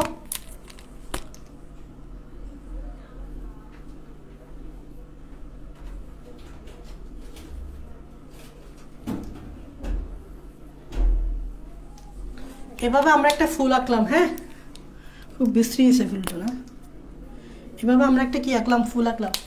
দেখো আমরা যখন একটা ফুল সম্বন্ধে পড়বো, মনে রাখবা ফুল সম্বন্ধে পড়তে গেলে কিছু জিনিস সম্বন্ধে আমাদেরকে আইডিয়া রাখবে, কারণ সামনে আমাদের এগুলো লাগবে। খেয়াল করবা ফুল সম্বন্ধে প্রথমে যে জিনিসটা সম্বন্ধে জানতে হবে, একটু আগে পড়াইছি ব্র্যাক্ট বা মঞ্জুরিপত্র। ব্র্যাক্ট বা কি মঞ্জুরিপত্র। সাপোজ এদিক দিয়ে আমি ব্র্যাক্ট দেখাচ্ছি, এদিক দিয়ে পাতার মতো দুটো অংশ ব্র্যাক্ট, এটাকে বলে কি ব্র্যাক্ট বা মঞ্জুরিপত্র। হোয়াট ইজ ব্র্যাক্ট বা মঞ্জুরিপত্র, এগুলো কিন্তু সামনে লাগবে। ব্র্যাক্ট বা মঞ্জুরিপত্র হচ্ছে পাতার মতো, মঞ্জুরিপত্র আমি কি বলছি, পত্র মানে পাতা, তাহলে মঞ্জুরিপত্র মানে হচ্ছে পাতা সদৃশ একটা ক্ষুদ্র অংশ, যেটা কোনো কক্ষে যদি থাকে সেই কক্ষে যে একটা ফুল থাকবে সেটা তুমি নিশ্চিত হবা। ধরে নাও এটা একটা কক্ষ, এটা একটা কক্ষ, এই কক্ষে কোনো ফুল আসে নাই, এখন এই কক্ষে এভাবে গোড়ার দিকে পাতার মতো একটা অংশ তুমি দেখতে পাইছো, এটাকে বলা হয় ব্র্যাক্ট। মনে রাখবা কোনো কক্ষে যদি পাতার মতো একটা অংশ দেখা যায় যেটা হচ্ছে ব্র্যাক্ট, ওই ব্র্যাক্ট থাকা মানে হচ্ছে কোনো এক সময় এখানে ফুল জন্মাবে। তাহলে ব্র্যাক্ট হচ্ছে পাতার মতো ক্ষুদ্রাকৃতির অংশ, যেটার কক্ষে কি জন্মায়, ফুল জন্মায়, যার কক্ষে কি জন্মায়, ফুল জন্মায়। তাহলে ব্র্যাক্ট থাকছে, দেখো এই ব্র্যাক্ট আছে বিধায় এখানে একটা ফুল পাইছি। তো ব্র্যাক্টটা নির্দেশ করে যে ওই কক্ষে তুমি একটা ফুল পাবা, ফুল থাকবে ওই কক্ষে। ব্র্যাক্টের মতো কিছু থাকে, ব্র্যাক্টের মতো যেটা আমরা বলছিলাম, দেখো ব্র্যাক্টের মতো যেটা থাকে এটাকে আমরা কি বলবো। নাম্বার 1 এখানে আমরা একটু প্রথমে বলতেছি ব্র্যাক্ট নিয়ে। ব্র্যাক্ট মানে হচ্ছে কি মঞ্জুরিপত্র। তারপর আমরা স্পাইকলেট যখন পড়ছিলাম, মঞ্জুরিপত্র ছোট ভাই, মঞ্জুরিপত্র ছোট ভাইকে কি বলছিলাম, উপমঞ্জুরিপত্র। উপমঞ্জুরিপত্র মনে আছে, ওই আমরা স্পাইকলেটে দেখাইছিলাম উপমঞ্জুরিপত্র। তো উপমঞ্জুরিপত্রকে ইংরেজিতে বলা হয় ব্র্যাকটিওল, এগুলো কিন্তু সামনে লাগবে। তো উপমঞ্জুরিপত্র মানে বুঝে যাচ্ছে মঞ্জুরিপত্রের চেয়েও ছোট যদি কোনো অংশ দেখা যায় সেটা হচ্ছে উপমঞ্জুরিপত্র বা ব্র্যাকটিওল। এই যে এটার সাথেই থাকতে পারে, দেখাচ্ছি না। তো এই দুইটা জিনিস অবশ্যই সামনে লাগবে, এগুলো জাস্ট একটু আইডিয়া রাখো যে এগুলো কি, এগুলো এমনি পরীক্ষায় আসবে না, বাট সামনে লাগবে, অনেক সামনে লাগবে, দেখবা তখন। এখন দেখো আমরা যখন একটা ফুল করবো, একটা ফুলের কিন্তু 4টা স্তবক থাকে, এটা জানো তোমরা। প্রথম স্তবক যেটা সেটাকে বলা হয় বৃতি, দ্বিতীয় স্তবককে বলা হয় দল, তৃতীয় স্তবককে বলা হয় পুংস্তবক, চতুর্থ স্তবককে বলা হয় স্ত্রী স্তবক। তাহলে একটা ফুলের কয়টা স্তবক, 4টি। ছোট যদি ক্লাস 9-10-এ 5টা পড়ে দেখো তাহলে এটা হবে না, 4টি স্তবক, বৃতি, দল, পুংস্তবক, স্ত্রী স্তবক। বৃতি যে বিভিন্ন অংশ থাকে, একটা বৃতি কিন্তু অনেকগুলো অংশে বিভক্ত থাকে। সো বৃতির যে বিভিন্ন অংশ থাকে এটাকে আমি কি বলতে পারি, সদস্য বা অংশ যাই বলো। তো বৃতির অংশগুলোকে বলা হয় খণ্ডাংশ বা অংশ বা খণ্ডাংশ। একটা বৃতি কিন্তু কয়েকটা খণ্ডে বিভক্ত হতে পারে। তো বৃতির খণ্ডকে বলা হয় বৃত্তাংশ, ইংরেজিতে বলা হয় সেপাল। দলের যে খণ্ডাংশগুলো থাকে সেগুলোকে আমরা বলি পাপড়ি, এই পাপড়ি তো আমরা চিনি, পাপড়িকে ইংরেজিতে বলা হয় পেটাল। পুংস্তবকগুলো এটার মতো অনেকগুলো অংশ নিয়ে গঠিত, এটাকে বলা হয় পুংকেশর। এই যে এগুলো হচ্ছে পুংকেশর, এগুলো হচ্ছে পুংকেশর। আর স্ত্রী স্তবকের যে সদস্যগুলো থাকে এগুলোকে বলা হয় স্ত্রী কেশর। এই যে মাঝখানে স্ট্যাচু অফ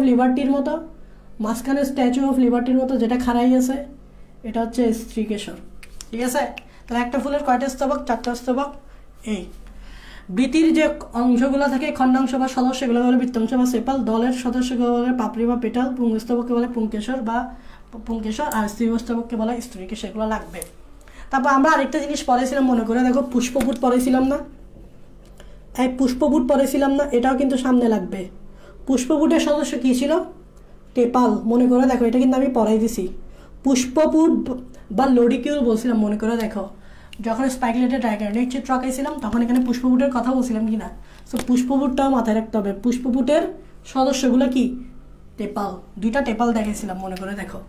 এগুলো একটু আইডিয়া রাখতে হবে, এগুলো কিন্তু সামনে লাগবে, এগুলো কিন্তু তোমাদের কি লাগবে, সামনে লাগবে।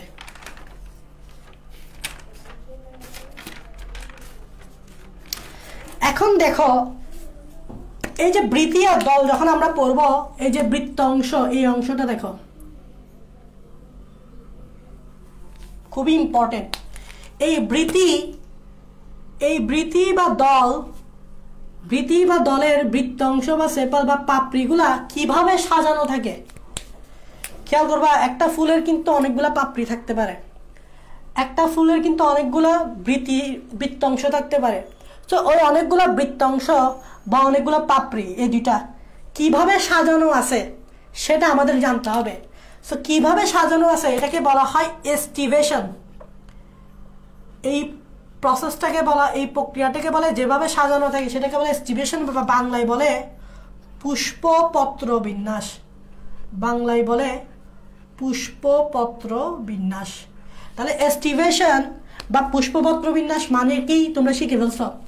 এস্টিভেশন বা পুষ্পপত্র বিন্যাস মানে হচ্ছে একটা ফুলের যে বৃত্ত অংশ, যে পাপড়িগুলো থাকে সেগুলো কিভাবে সাজানো থাকে সেটা হচ্ছে এস্টিভেশন। মুখস্থ করতে হবে না। এস্টিভেশন বা পুষ্পপত্র বিন্যাস কি একটা ফুলের বৃত্ত অংশ বা পাপড়িগুলা কিভাবে সাজানো থাকে বৃত্ত অংশ বা পাপড়িগুলা, সেটাই হচ্ছে এস্টিভেশন বা পুষ্পপত্র বিন্যাস। দেখো কিভাবে সাজানো থাকে। তাহলে চলো আমরা কিভাবে সাজানো থাকে সেগুলো যদি জানার চেষ্টা করি, দেখি পারি কিনা। এই এস্টিভেশন প্রথমটা আমরা পড়াচ্ছি, কিভাবে সাজানো থাকে আমরা দেখব। আমরা কয়েকটার আগে নাম বলে দিই। আচ্ছা, আমি এখানে একটু স্পেস রাখি যাতে তুমি বুঝতে পারো। এই যে আমরা এই টপিকটা পড়াচ্ছি, এস্টিভেশন বা পুষ্পপত্র বিন্যাস পড়াচ্ছি, যে বৃত্ত অংশ বা পাপড়িগুলো কিভাবে সাজানো থাকে। ঠিক আছে, কয়টা বাজে দেখতো হাতে দেখে। প্রথমে দেখো কিভাবে সাজানো থাকে, সেটার উপর ছয়ভাবে সাজানো থাকতে পারে। ছয়ভাবে দেখো, ছয়ভাবে সাজানো থাকতে পারে। এক নাম্বার হচ্ছে মুক্তভাবে থাকতে পারে। একটা হচ্ছে মুক্তভাবে থাকতে পারে, এগুলো আমি বুঝাবো। আরেকটা হচ্ছে ভালভেট বা প্রান্ত স্পর্শী ভাবে সাজানো থাকতে পারে, এগুলো আমি বুঝাবো। কয়টা? 3 নাম্বার হচ্ছে, মনোযোগ দাও, একটা হচ্ছে মুক্তভাবে থাকতে পারে, একটা হচ্ছে ভালভেট বা প্রান্ত, সেগুলো আমি বুঝাবো। 3 নাম্বার হচ্ছে টুইস্টেড বা পাকানো অবস্থায় থাকতে পারে। টুইস্টেড বা পাকানো অবস্থায় থাকতে পারে। 4 নাম্বার, এগুলো খুবই ইম্পর্টেন্ট, এগুলো রাখবে। 4 নাম্বার হচ্ছে ইমব্রিকেট অবস্থায় থাকতে পারে। ইমব্রিকেট 6 ভাবে থাকবে, 6 ভাবে। 5 নাম্বার হচ্ছে কুইকানশিয়াল অবস্থায় থাকতে পারে। and the last one is 6 number হচ্ছে ভ্যাক্সিলারি পুষ্পপত্র বিন্যাস। তাহলে এই 6 ভাবে বৃত্ত অংশ বা পাপড়ি সাজানো থাকতে পারে। একটা হচ্ছে মুক্তভাবে, একটা হচ্ছে ভালভেট বা প্রান্তস্থিরভাবে সাজানো থাকতে পারে, একটা হচ্ছে টুইস্টেড বা পাকানো অবস্থায় সাজানো থাকতে পারে, একটা হচ্ছে ইমব্রিকেট অবস্থা থাকতে পারে, একটা হচ্ছে কুইকানশিয়াল অবস্থা থাকতে পারে, একটা হচ্ছে ভ্যাক্সিলারি অবস্থা থাকতে পারে। আমরা এখন দেখব এই 6টা কিভাবে এই 6টা অবস্থা কিভাবে সাজানো থাকতে পারে। দেখো, এটা অবস্থা আমাদের দরকার নেই, আর এটা তোমরা এই জিনিসটা দরকার নেই। একটা জিনিস মনোযোগ দাও, আমরা এই দেখতেছি। ধরে নাও বৃত্ত অংশ আছে 5টা অথবা পাপড়ি আছে 5টা। একটা ফুলে ধরে নাও পাপড়ি আছে 5টা অথবা বৃত্ত অংশ আছে 5টা। আমি এভাবে 5টা ধরে নিলাম, 5টা থাকবে বলে কথা নেই, 3টাও থাকতে পারে, 4টাও থাকতে পারে। তা আমি ধরে নিলাম বৃত্ত অংশ বা পাপড়ি আছে 5টা করে, 5টা আছে আর কি। তোমরা এভাবে কি করবে, একটা বৃত্ত এঁকে ফেলবা। প্রথমে 1 নাম্বারটা বোঝাচ্ছি, এটা দেখো। প্রথমে এভাবে বৃত্ত এঁকে ফেলবো, একটা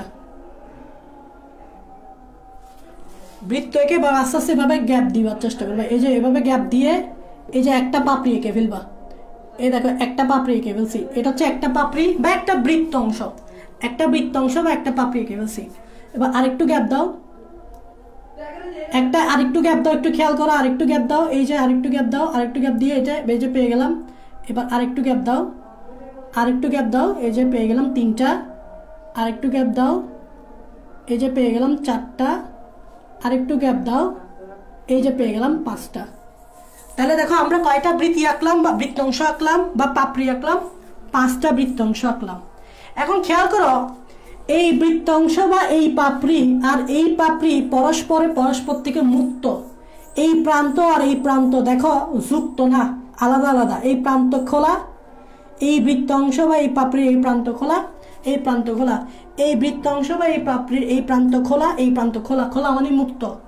এই বৃত্তাংশ বা পাপড়ির এই প্রান্ত মুক্ত, এই প্রান্ত মুক্ত, এই বৃত্তাংশের এই প্রান্ত মুক্ত, এই প্রান্ত মুক্ত, এই বৃত্তাংশের এই প্রান্ত মুক্ত, এই প্রান্ত মুক্ত। তাহলে এই যে বৃত্তাংশ বা পাপড়িগুলো আছে এরা পরস্পর থেকে মুক্ত, তাই এটাকেই বলা হয় মুক্ত পুষ্পপত্র বিন্যাস, ইংরেজিতে বলে ওপেন এস্টিভেশন, ইংরেজিতে বলে ওপেন, ওপেন মানে মুক্ত, ওপেন এস্টিভেশন, একদম সোজা না? ওপেন এস্টিভেশন, এটাই হচ্ছে মনে রাখবে। এটা কোথায় পাবা? এটা তুমি দুইটা জায়গায় পাবা, এই এক্সাম্পলগুলো ইম্পর্টেন্ট। এটা তুমি দুইটা জায়গায় পাবা, এই ধরনের বিন্যাস তুমি দুইটা জায়গায় পাবা। একটা হচ্ছে গন্ধরাজ ফুল আছে, একটা হচ্ছে গন্ধরাজের বৃতি, একটা হচ্ছে গন্ধরাজের বৃতিতে তুমি পাবা এরকম। আর আমাদের যে মোস্ট কমন জবা, জবার এই জবাটা মনে রাখতে হবে, গন্ধরাজেরটা মনে না রাখলেও জবারটা মনে রাখতে হবে। এই জবার উপবৃত্তিতে তুমি পাবা, জবার উপবৃত্তি, নট বৃত্তি, খেয়াল করবা, উপবৃত্তি, বৃত্তির আগে যেগুলো থাকবে এগুলোকে বলে উপবৃত্তি। যেমন পৃথিবী গ্রহ, চাঁদ উপগ্রহ, ঠিক আছে?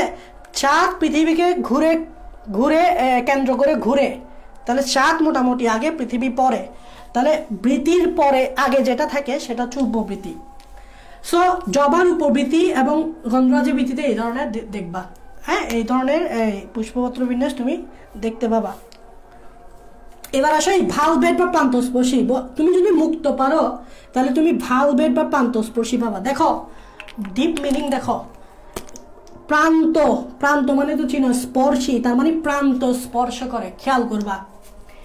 এই বৃত্তাংশর এই প্রান্তটা দেখো আর এই প্রান্তটা দেখো, এই বৃত্তাংশর বা এই পাপড়ির এই প্রান্তটা আর এই প্রান্তটা, এই বৃত্তাংশের এই প্রান্ত এই প্রান্তর সাথে যুক্ত থাকবে, এই দেখো যুক্ত, এই দেখো যুক্ত। তাহলে দেখো এই বৃত্তাংশ বা এই পাপড়ির এই প্রান্ত আর এই প্রান্ত এই বৃত্তির বা বৃত্তাংশ বা পাপড়ির এই প্রান্তর সাথে যুক্ত। ঠিক সেম ভাবে এটার এই প্রান্ত এটার এই প্রান্তর সাথে যুক্ত, এটার এই প্রান্ত এটার এই প্রান্তের সাথে যুক্ত, এটার এই প্রান্ত এটার এই প্রান্তের সাথে যুক্ত। এই ধরনের পুষ্পপত্র বিন্যাস যেহেতু প্রান্ত স্পর্শ করতেছে তাই এটা বলে ভালভেট। তাহলে এটার নাম এখন কি হয়ে যাবে বলো? এটার নাম হয়ে যাবে ভালভেট বা প্রান্তস্পর্শী, প্রান্তস্পর্শী বা ভালভেট। এটা কিন্তু খুবই গুরুত্বপূর্ণ, কারণ আমরা যখন পরবর্তীতে পড়বো এই ধরনের একটা দেখবো, আমাদের এটা কাজে লাগবে। এটার এক্সাম্পল দেখবা, এটার এক্সাম্পল মনে রাখবা আজব দিয়ে, আজব, আজব চিনো তো? আজব, আজব দিয়ে মনে রাখবা। আজব দিয়ে কি দেখো, আ দিয়ে হচ্ছে আকন্দ ফুল, আ দিয়ে আকন্দ ফুল, ব দিয়ে বাবলা ফুল, ব দিয়ে বাবলা ফুল, এগুলো সাইন্টিফিক নেমও মনে রাখবা। আর এই যে বর্গের জ, বর্গের জটা ইম্পর্টেন্ট, বর্গের জ দিয়ে কি আছে? জবা। এখন জবার কি বৃত্তি না উপবৃত্তি? খুবই ইম্পর্টেন্ট, এটা হচ্ছে জবার বৃত্তি, খুবই ইম্পর্টেন্ট।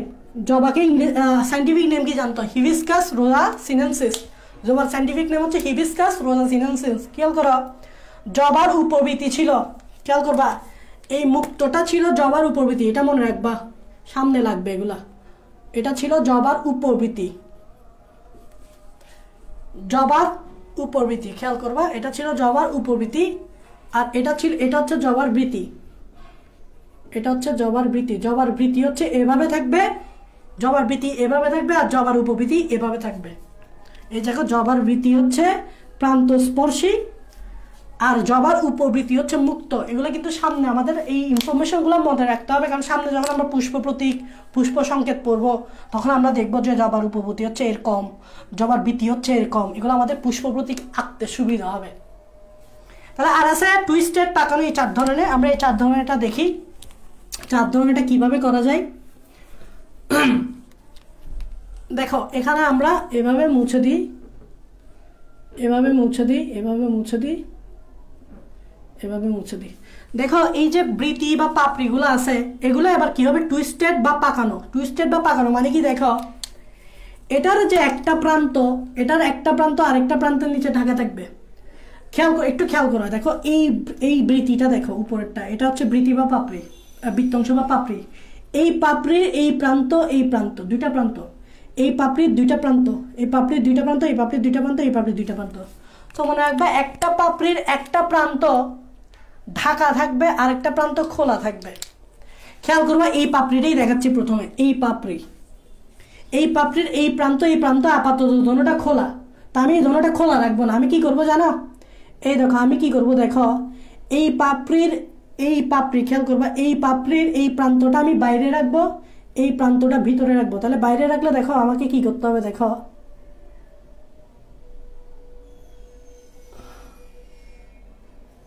খেয়াল করবা এই পাপড়ির এই প্রান্তটা হচ্ছে বাইরে, খেয়াল করছো, এই পাপড়ির এই প্রান্তটা বাইরে। এখন এই প্রান্তটা আমাকে ভিতরে রাখতে হবে, তাহলে ভিতরে রাখলে দেখো এটাকে আমি কিভাবে রাখবো,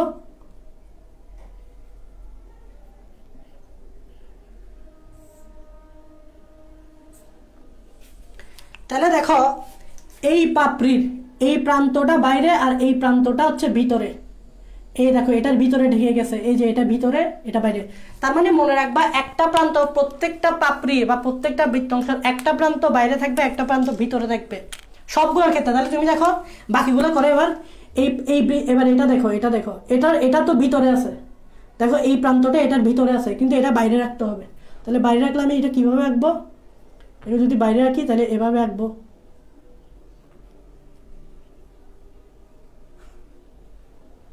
এই দেখো এই পাপড়ির এটা ভিতরে এটা বাইরে, তাহলে একটা ভিতরে একটা বাইরে। এবার আসো এটা, এই পাপড়িটা আসো, এই পাপড়িটার এটা ভিতরে, তাহলে এটা কোথায় রাখবো, বাইরে রাখবো। তাহলে এটা যদি বাইরে রাখি এভাবে না,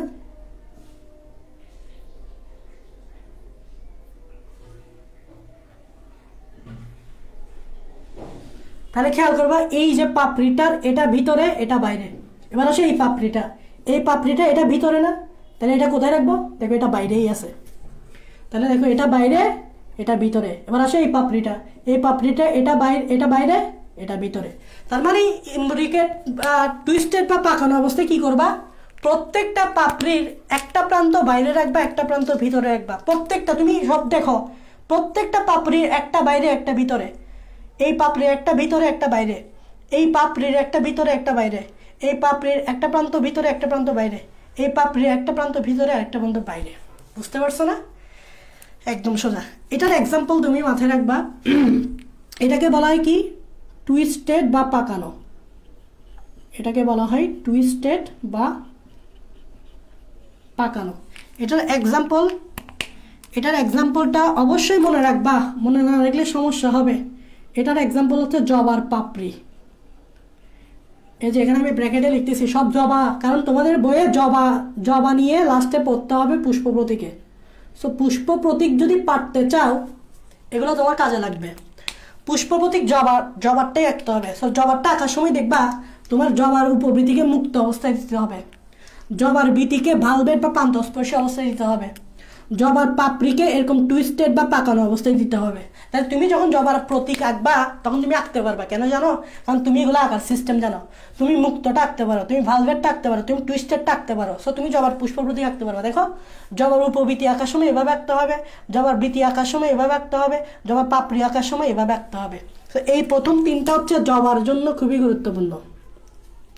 বাকিটা তো আর জবা টবা নেই, বাকিটা তো অন্য কিছু, বাকিটা তো জবা টবা নেই। যেমন ইমব্রিকেটটা দেখো, ইমব্রিকেটটা হচ্ছে একদম ইজি। এখানকার একটা প্রান্ত ভিতরে আরেকটা প্রান্ত বাইরে ছিল, প্রত্যেকটা পাপড়ির একটা প্রান্ত ভিতরে একটা প্রান্ত বাইরে।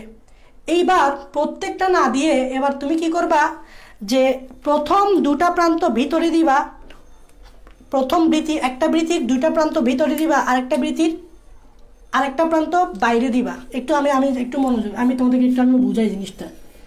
এখানে কি হয়েছে, একটা প্রান্ত ভিতরে একটা প্রান্ত ভিতরে এরকম না, বাইরে না এরকম না। তো তুমি কি করবা, একটা পাপড়ির, আমি পাপড়িই বলি, একটা পাপড়ির দুইটাই প্রান্তই কোথায় দিবা, দুইটা প্রান্তই বাইরে দিবা। এটা গেল একটা পাপড়ির। আরেকটা পাপড়ি নিবা, আরেকটা পাপড়ি নিবা, আরেকটা পাপড়ির যে দুইটা প্রান্ত ভিতরে দিবা, দোনোটা প্রান্ত ভিতরে দিবা। তাহলে একটা পাপড়ির দুইটা প্রান্ত বাইরে, আর একটা পাপড়ির দোনোটা প্রান্ত ভিতরে। আর বাকি আছে কয়টা পাপড়ি? আর যে তিনটা পাপড়ি আছে, আর কয়টা পাপড়ি আছে? তিনটা পাপড়ি এই স্টাইলে দিবা। এই তিনটা পাপড়ি এই স্টাইলে দিবা মানে কি, তিনটা পাপড়ির একটা প্রান্ত ভিতরে, একটা প্রান্ত বাইরে, একটা প্রান্ত ভিতরে আর একটা বাইরে। তাহলে খেয়াল করবা, দুইটা পাপড়ি, একটা পাপড়ি কি করবা দোনোটা বাইরে দিবা, একটা পাপড়ি কি করবা দোনোটা ভিতরে দিবা। আর যে বাকি তিনটা পাপড়ি দিবা এই স্টাইলে দিবা, মানে একটা ভিতরে একটা বাইরে। তাহলে তুমি কিন্তু নিজেই পারবা, তাই না? তুমি নিজেই কিন্তু এখন এই কথাগুলোকেই জাস্ট এখানে তুলে ধরবা। যেমন সাপোজ আমি এখানে একটু মনোযোগ দাও, আমি এই যে বৃত্তিটা, এই যে একটা বৃত্তি, এই যে একটা বৃত্তি, এই বৃত্তিটার দোনোটা প্রান্তই আমি ভিতরে দিব। একটা পাপড়ির দুইটা প্রান্ত ভিতরে দিব। তাহলে ভিতরে দিলে কিভাবে আঁকতে হবে দেখে আমাকে বলো তো। এই দুইটা প্রান্ত ভিতরে দিলে এদিক দিয়ে একটা যে বৃত্তি দিব এভাবে আঁকতে হবে। এই দেখো, তোমরা পেন্সিল দিয়ে করবা এগুলো, কারণ মুছামিছি করতে হবে। এই দেখো এভাবে একটা আঁকবা, যাতে এই দেখো খেয়াল করবা এই পাপড়িটার দোনোটা প্রান্ত ভিতরে। তাহলে এটা ফিল আপ হয়ে গেছে, এই জিনিসটা আমরা ফিল আপ করে ফেলছি। এবার আসে একটা পাপড়ির দুইটা প্রান্তই বাইরে দিতে হবে। তাহলে খেয়াল করো, আরেকটা পাপড়ি যেটা আঁকবো সেটা কিন্তু দোনোটা প্রান্ত কি কোথায় দিতে হবে? খেয়াল করো, দোনোটা পাপড়ি কোথায় দিতে হবে? বাইরে দিতে হবে। এখন দেখি দোনোটা পাপড়ি বাইরে দেওয়া যায় এরকম আছে কিনা। দেখো এদিক দিয়ে আমি একটা আঁকতেছি, দেখো এই যে এটা, এই বৃত্তিটার এই পাপড়িটার দোনোটা প্রান্তে বাইরে দিব, মানে এটা আর এটা দোনোটাই বাইরে দিব, মানে এটা ফিল আপ করতে চাচ্ছি। তাহলে বাইরে দিলে বাকি আছে কয়টা? 1 2 3 4, আর আছে একটা 5টা, আর আছে কয়টা? 5টা। খেয়াল করবা, আর আছে কয়টা? 5টা। লাস্ট ওয়ান যেটা, সেটা এমনভাবে দিতে হবে যাতে এই প্রান্ত তো বাইরে আছে। খেয়াল করবা, তুমি খেয়াল করো এই প্রান্তটা কিন্তু বাইরে আছে। এই যে এই প্রান্তটা তো ভিতরে ঢুকে গেছে, তাই না? এই প্রান্তটা কিন্তু বাইরে আছে, এই প্রান্তটা বাইরে আছে। এখন আরেকটা প্রান্ত বাইরে রাখতে হবে, এই প্রান্তটাও বাইরে রাখতে হবে। তো বাইরে রাখলে কি হবে? এভাবে দিতে হবে। এই দেখো, এই দেখো। তাহলে দেখো এই বৃত্তির এই পাপড়ির দোনোটা প্রান্ত ভিতরে, আর এই পাপড়িটার দেখো এই পাপড়ির দোনোটা প্রান্ত বাইরে। এখন বাকি যে তিনটা আছে কি বলছি, বাকি তিনটা একটা প্রান্ত ভিতরে আর একটা প্রান্ত বাইরে। দেখো খুব মিলে গেছে। এইটা দেখো, এটার একটা বাইরে একটা ভিতরে, একটা বাইরে একটা ভিতরে, একটা বাইরে একটা ভিতরে। তাহলে এটা তো অলরেডি মিলে গেছে, তিনটা পাপড়ি একটা প্রান্ত ভিতরে একটা বাইরে মিলে গেছে। এই যে এটা এটা এটা। তারপর দেখো একটা পাপড়ি দুইটা প্রান্তই বাইরে, দেখো দুইটা প্রান্তই বাইরে মিলে গেছে, এই যে দোনোটা প্রান্তই বাইরে। আর একটা পাপড়ি দুইটা প্রান্ত ভিতরে, দেখো ভিতরে মিলে গেছে, দোনোটা পাপড়ি ভিতরে মিলে গেছে। এটাকেই বলা হয় ইমব্রিকেট। তোমরা একটু আমাকে বলো ইমব্রিকেট বুঝতে পারছো কিনা? তোমরা আমাকে একটু বলো ইমব্রিকেট বুঝতে পারছো কিনা। যদি ইমব্রিকেট বুঝো তাহলে আমরা কিন্তু কুইক অ্যান্সার যাবো। ইমব্রিকেটের এক্সাম্পল মনে রাখবা, কাকাই দিয়ে, কাকাই দিয়ে ইমব্রিকেট মনে রাখবা, কাকাই দিয়ে ইমব্রিকেট মনে রাখবা। কাকাইয়ের ক দিয়ে হচ্ছে কৃষ্ণচূড়া, ক দিয়ে হচ্ছে কালকাসুন্দা, আর রশি দিয়ে হচ্ছে ইটসেলফ ইমব্রিকেট, রশি দিয়ে হচ্ছে কি ইমব্রিকেট। তাহলে ইমব্রিকেটের কয়টা এক্সাম্পল? রশি দিয়ে ইমব্রিকেটের দুইটা এক্সাম্পল, একটা হচ্ছে কৃষ্ণচূড়া, একটা হচ্ছে কালকাসুন্দা। তোমরা আমাকে বলে ইমব্রিকেট বুঝতে পারছো কিনা। এই লেখাগুলাকে তুমি চিত্র উঠাবা, একটা পাপড়ি দুইটা প্রান্তই ভিতরে বাইরে দিছো, আর একটা পাপড়ি দুইটা প্রান্তই ভিতরে দিছো, আর বাকি তিনটা তো একটা ভিতরে একটা বাইরে। এবার আচ্ছা কুইক অ্যান্সারটা দেখো, এটাকে জাস্ট একটু আপডেট করবা। কুইক অ্যান্সারের ক্ষেত্রে কি হবে দেখো, এই যে কুইক অ্যান্সারের ক্ষেত্রে কি হবে একটু মনোযোগ দাও, একটু কুইক অ্যান্সারের ক্ষেত্রে কি মনোযোগ দাও। কি করবা দেখো ভালো করে, সেটা হচ্ছে এইবার একটু এখানে সংখ্যাটা বাড়াই দিবা। সংখ্যাটা কিভাবে বাড়াই দিবা দেখো, এই যে এইটাকে এডিট করবো, এই দেখো এটাকে ভাইয়া এডিট করবো, এই দেখো এই জিনিসটাকে এডিট করবো। এখানে একটা পাপড়ি না দিয়ে এবার এখানে দিয়ে দিবা দুইটা পাপড়ি,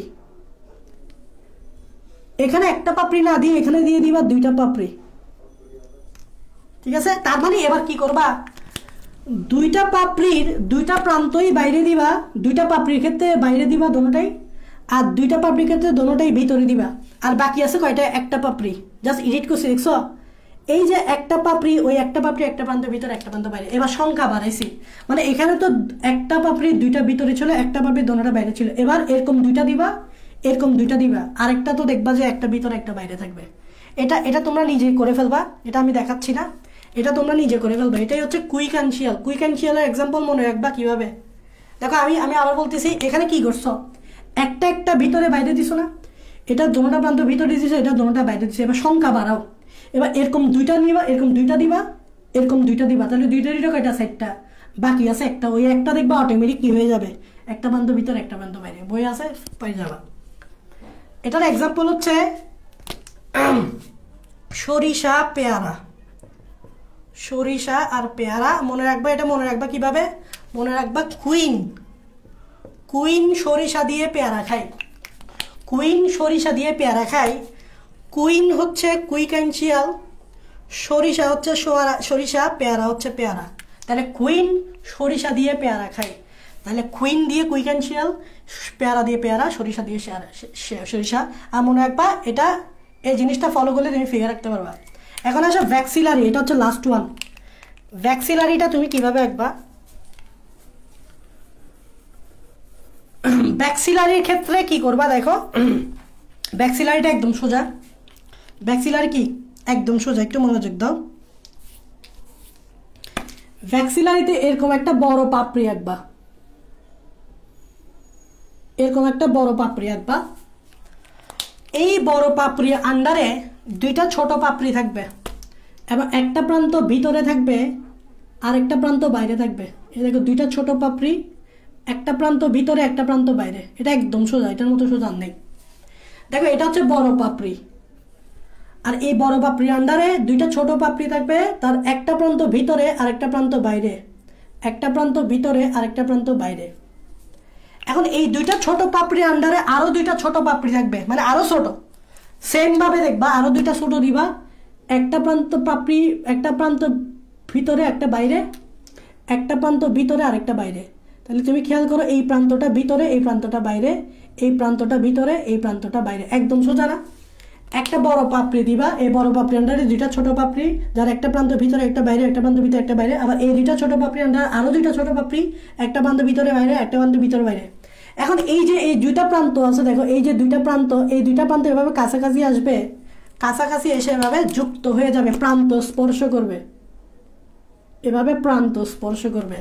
তাহলে একটা, এই দুটো ছোট পাপড়ি একটা প্রান্ত ভিতরে, ভিতরে আর একটা বাইরে না, এই যে দুইটা বাইরে আছে সে দুইটার প্রান্ত কি করবে, স্পর্শ করবে, প্রান্ত স্পর্শীর মতো, এই যে এটার মতো, এটার মতো কি করবে, প্রান্ত স্পর্শ করবে। এটাই হচ্ছে ভ্যাক্সিলারি। এই ভ্যাক্সিলারিগুলো তোমার হচ্ছে যে দুইটাতে পাবা, মশা দিয়ে মনে রাখবা, মশা ভ্যাকসিন মারে, মশা ভ্যাকসিন দিয়ে মশা মারে, এবার মনে রাখবা। মশা দিয়ে হচ্ছে, ম দিয়ে হচ্ছে মটরশুঁটি, ম দিয়ে হচ্ছে মটরশুঁটি, দন্ত স দিয়ে হচ্ছে শিম। তাহলে শিম আর মটরশুঁটির ফুলে কিন্তু এই ভ্যাক্সিলারি থাকবে। আসলে ইম্পর্টেন্ট যদি আমি বলি কোন তিনটা বেশি ইম্পর্টেন্ট, এই প্রথম তিনটা বেশি ইম্পর্টেন্ট, বাকিগুলো এমসিকিউর জন্য। প্রথম তিনটা বেশি ইম্পর্টেন্ট, প্রথম তিনটা তোমার কাজে লাগবে। এটা এটা এটা এটা তোমার কাজে লাগবে যখন তুমি জবার প্রতীক আঁকবা। আর এই বাকি এই তিনটা কিন্তু তোমার এমসিকিউর জন্য কাজে লাগবে। এটা মনে রাখবা কিভাবে, ভ্যাকসিন দিয়ে মশা মারে, ভ্যাকসিন দিয়ে কি মারে, মশা দিয়ে। এই ভ্যাকসিন দিয়ে কি মনে রাখবা, ভ্যাকসিন দিয়ে ভ্যাক্সিলারি, ভ্যাকসিন দিয়ে মনে রাখবা ভ্যাক্সিলারি, ভ্যাকসিন দিয়ে মশা মারে, ভ্যাকসিন দিয়ে ভ্যাক্সিলারি, ম দিয়ে মটরশুঁটি, দন্তস্ব দিয়ে শিম। শেষ। যা আমাদের আজকে লেকচারটা শেষ, আমরা অনেক কিছু শিখে ফেলছি। আশা করি তোমরা এটা বুঝছো, এগুলো সামনে লাগবে, এই প্রথম তিনটা সামনে লাগবে, এগুলো তোমরা আঁকা শিখবা। তাহলে জবার পুষ্পতীক যখন আঁকবে তখন দেখবা পানি বাদ হয়ে গেছে। সো আশা করি তোমরা বুঝছো। তো সবাই সেই পর্যন্ত সুস্থ থাকো, ভালো থাকো।